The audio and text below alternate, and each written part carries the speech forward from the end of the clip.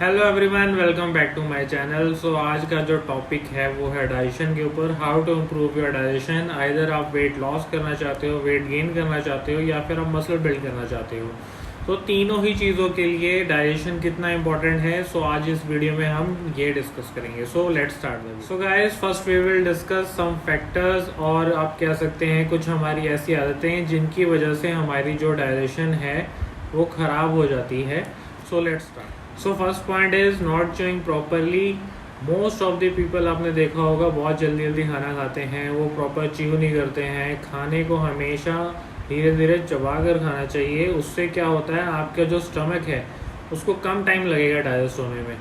सो अगर आप उसको च्यू नहीं करते हैं तो वो जो आपका स्टमक है सारी मेहनत वही करेगा। उसके बाद आप जब वो डाइजेस्ट होगा आपकी बॉडी को एनर्जी मिलेगी, और उसकी वजह से क्या होता है कि आप ब्लोटिंग भी फील करते हैं। अगर आप प्रॉपरली च्यू करके अपना कोई भी मील खाते हैं तो आपको एकदम ही एनर्जी मिलती है। सो प्रॉपरली च्यू करके खाना ये बहुत इंपॉर्टेंट है। सो ये हमारी सबसे वर्स्ट हैबिट होती है मोस्टली कॉमन पीपल्स में। सो सेकंड पॉइंट यहाँ पर आता है कि काफ़ी लोगों को आपने देखा होगा खाना खाने के बाद ही नहा लेते हैं। तो ये नहीं करना चाहिए। एक्चुअली जब भी हम खाना खाते हैं हमारी बॉडी को बहुत ज़्यादा ऊर्जा चाहिए होती है, एनर्जी चाहिए होती है। सो नहाने से क्या होता है, हमारा जो बॉडी टेम्परेचर है वो थोड़ा सा डाउन हो जाता है। तो उसकी वजह से जो स्टमक का एरिया है वहाँ पर भी बॉडी टेम्परेचर आपका डाउन हो गया। सो उसकी वजह से क्या होता है, आपकी जो बॉडी है उसको काफ़ी टाइम लगेगा उसको डाइजेस्ट करने में।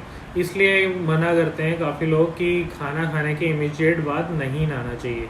या तो आप खाना खाने से पहले नहाएं या फिर खाना खाने के 1 घंटे बाद। सो नेक्स्ट पॉइंट इज़, आपने देखा होगा काफ़ी लोग ठंडा पानी पीना पसंद करते हैं। गर्मियों का मौसम है, सो बहुत ज़्यादा ठंडा पानी पीने से क्या होता है कि जो आपकी ब्लड वेसल्स है वो कॉन्ट्रैक्ट हो जाती हैं, जिसकी वजह से आपकी जो डाइजेशन है वो अफेक्ट करती है उससे। सो बहुत ज़्यादा ठंडा पानी ना पिएं, नॉर्मल पिएं। या फिर अगर आपको डाइजेशन की बहुत ज़्यादा प्रॉब्लम रहती है तो आप पूरे दिन में थोड़ा सा गुनगुना पानी सिप करके पिए। सो उससे आपकी डाइजेशन भी इम्प्रूव होगी। सो अवॉइड बहुत ज़्यादा ठंडा पानी। सो नेक्स्ट बैड हैबिट हमारी यहाँ पर क्या आती है, irregular timing and skipping meals. Actually क्या करते हैं लोग, काफ़ी जो कुछ लेट उठते हैं या फिर अपना मील स्किप कर देते हैं, या सोचते हैं कि यार ब्रेकफास्ट नहीं करते हैं, हम डायरेक्टली लंच या फिर ब्रेकफास्ट के बीच का टाइम होता है जो उसमें कुछ ना कुछ हैवी खा लेते हैं, क्योंकि उस समय आपको भूख लग रही होती है। आपने अपना ब्रेकफास्ट स्किप कर दिया, लंच के टाइम पे आप लंच नहीं कर रहे हैं और आप ब्रंच कर रहे हैं। तो उसकी वजह से क्या होता है कि आपको भूख भी ज़्यादा लग रही होती है और आप बहुत ज़्यादा खा लेते हैं। तो जो इर्रेगुलर टाइमिंग में आप अपनी मील्स लेते हैं उसकी वजह से आपकी जो डाइजेशन है वो बहुत ज़्यादा ख़राब रहती है। अगर आप प्रॉपर सुबह 8 बजे या 9 बजे अपना ब्रेकफास्ट करते हैं, 12-1 बजे अगर आप अपना लंच करते हैं तो आपको प्रॉपर भूख लग जाएगी 8 बजे आपके डिनर के लिए। बट अगर आपका टाइमिंग ही इरेगुलर होगा तो ये सारी चीज़ें आपकी टोटली डिस्टर्ब रहेंगी। आपके स्टमक को पता ही नहीं होगा कि क्या शेड्यूल है क्या नहीं है। सो एक प्रॉपर शेड्यूल होना चाहिए खाने का, ब्रेकफास्ट लंच डिनर का, तभी आपकी डाइजेशन इम्प्रूव हो सकती है। सो नेक्स्ट बैड हैबिट हमारी क्या होती है, मोस्टली जो लोग हैं वो यही करते हैं कि हमेशा अगर आप लंच कर रहे हैं, ब्रेकफास्ट कर रहे हैं, डिनर कर रहे हैं, किसी भी मील के बाद आप बहुत ज़्यादा एकदम से पानी पी लेते हैं। सो कभी भी अगर आपको प्यास लगे तो आप 1 सिप या 2 सिप ले सकते हैं, उससे आपकी डाइजेशन भी ठीक रहेगी। अगर आप बहुत ज़्यादा पानी पी लेंगे उससे क्या होगा, ऑलरेडी आपके स्टमक में इतना कुछ है और आपने पानी भी डाल दिया तो उससे आपका जो डाइजेशन है वो इतना स्लो हो जाएगा, आपके स्टमक को बहुत ज़्यादा टाइम लगेगा उसको डाइजेस्ट करने में। तो हमेशा अगर आपको पानी पीना है तो 30 to 45 मिनट्स के बाद आप पानी पीजिए। और अगर आपको प्यास लगती है इमीडिएट खाना खाने के बाद तो 1 या 2 सिप आप ले सकते हैं, उसमें कोई प्रॉब्लम नहीं। सो नेक्स्ट पॉइंट यहाँ पर आता है हमारा रॉन्ग ईटिंग का। सो रॉन्ग ईटिंग से मेरा मतलब है स्पाइसी, ऑयली, जंक फूड और जितनी भी स्टोर हुई हुई चीज़ें होती हैं उनकी वजह से। सो ये जितनी भी चीज़ें हैं ये आपके डाइजेशन को स्लो करती हैं, आपके डाइजेशन ख़राब करती हैं। मोस्ट ऑफ द पीपल इसको डाइजेस्ट नहीं कर सकते हैं। बहुत ही कॉमन जो पीपल होते हैं वही उनका नेचुरली उनका जो डाइजेशन सिस्टम है वो बहुत स्ट्रांग होता है, जो ये चीज़ें खा लेते हैं और फैटी नहीं होते हैं। मोस्ट ऑफ द पीपल ही करते हैं, जंक फूड इतना खा लेते हैं। जो स्टोर्ड चीज़ें होती हैं, पैकिंग में मिलती हैं, वो उनको बहुत पसंद होती हैं, बट वो लोग खा तो लेते हैं बट वो डाइजेस्ट नहीं कर पाते हैं। सो avoid these type of foods, तभी आपका डाइजेशन इम्प्रूव हो। इंडाइजेशन के गाइस आप लोगों को सिम्टम्स पता ही हैं, टमी में पेन होता है, गैस बन जाती है और आपको लगता है कि ब्लोटिंग हो रही है हमारे जो टमी में। एक्चुअली क्या होता है, हम 1-2 घंटे पहले खाना खा चुके होते हैं, बट ऐसा लगता है कि हमारा जो स्टमक है वो टोटली अभी भी फिल है। सो उसकी वजह से हमें इंडाइजेशन होती है, हमें लगता है कि जैसे अभी भी कुछ ना कुछ हमारे पेट में है। सो वो होता है ब्लोटिंग।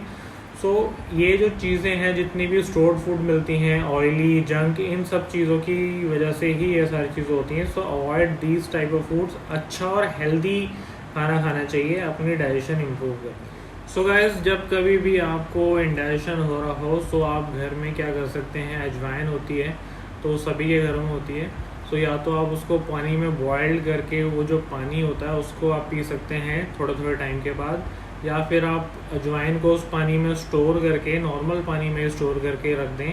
सो जो पानी उसका जो बन जाएगा, वो भी अगर आप सुबह उठ के पिएँ तो आपकी डाइजेशन इम्प्रूव होती है। और अगर आपको लगता है कि जैसे मैंने अभी एक मील लिया उसके बाद मुझे ब्लोटिंग हो रही है, सो आप ऐसे ही लेकर थोड़ा सा हाफ स्पून ऑफ अजवाइन सॉल्ट के साथ, अगर आप नॉर्मल वाटर या फिर थोड़ा सा गुनगुने पानी के साथ लेंगे तो आपकी जो डाइजेशन है वो एकदम से इम्प्रूव वो कर देगी। जो भी आपकी स्टमक में गैस या फिर ब्लोटिंग हो रही थी, वो सारा कुछ उससे एकदम से ठीक हो जाएगा। So second remedy is coconut water. जो कोकोनट वाटर है वो भी आपकी डाइजेशन बहुत इम्प्रूव करता है। कोकोनट वाटर के ऊपर मैंने एक फुल वीडियो बनाया हुआ है, कितनी उसके बेनिफिट्स हैं, उसका लिंक मैं डिस्क्रिप्शन में डाल दूंगा। जिसने नहीं देखी वो वहाँ से जाकर ये वीडियो देख सकता है।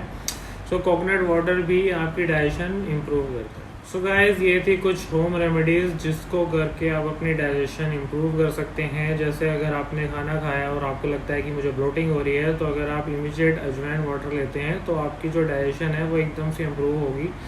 सो ये एकदम से ही इफ़ेक्ट करता है। सो इसके अलावा भी अगर आप ये सारी चीज़ें नहीं करना चाहते तो आप किसी भी केमिस्ट की शॉप से LA52 सिरप, ये टैबलेट आता है, या फिर डाइजेस्टिबल एंजाइम्स आते हैं, वो भी ले सकते हैं। ये भी आपकी डाइजेशन इम्प्रूव करने में आपकी हेल्प करती हैं। मोस्टली जितने भी बॉडी बिल्डर्स होते हैं या फिर आप वेट लिफ्टिंग करते हैं, उनको बहुत सारा खाना खाना पड़ता है। सो इन चीज़ों की ज़रूरत उनको पड़ती ही है।